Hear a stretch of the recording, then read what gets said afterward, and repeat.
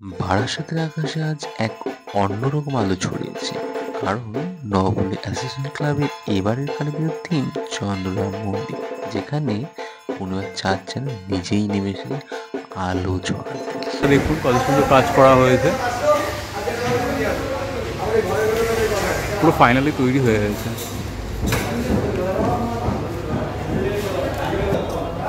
ভিতরে কত সুন্দর কাজ করে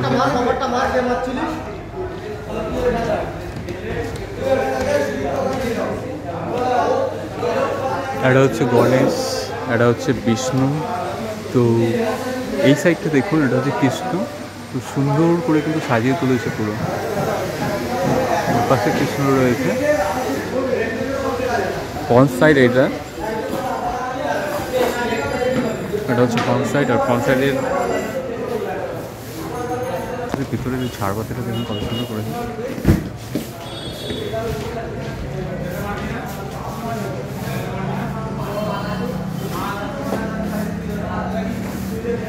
ডিজাইনটা দেখুন কত সুন্দর করে করা হয়, খুব দারুণ।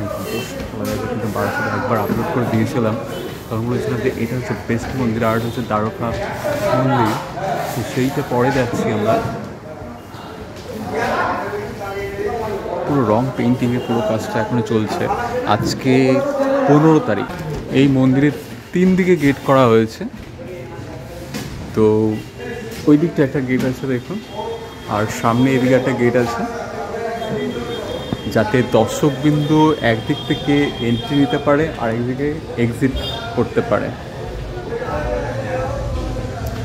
দেখুন এটা কিছু দেখতে পাচ্ছেন কিনা, জল হয়েছে আর ঠিক মাথায় করে কিন্তু নিয়ে যাচ্ছে। তো আপনারা গেস করে বলুন এই জিনিসটা কি।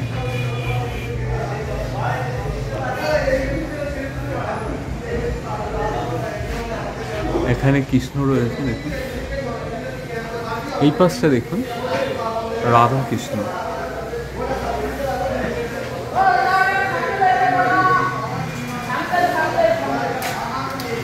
এই পাশটা দেখুন, এটা কিন্তু রাধা।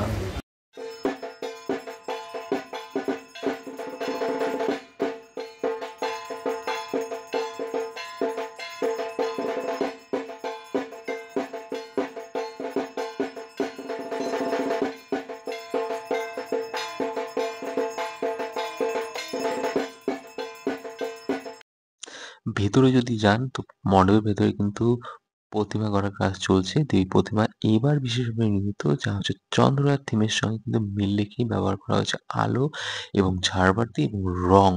দেবীর চোখে আছে এক অদ্ভুত শান্তি এবং যা দর্শনার্থীর মনকে প্রশান্ত করে তোলে। আপনারা যারা নতুন এসেছেন অবশ্যই লাইক, শেয়ার এবং কমেন্ট করে জানাবেন আজকের ভিডিওটা কেমন লাগলো, এবং শর্টসে আপনি আরো একটা ভিডিও দেখতে পারেন, সেটা হচ্ছে দ্বারকা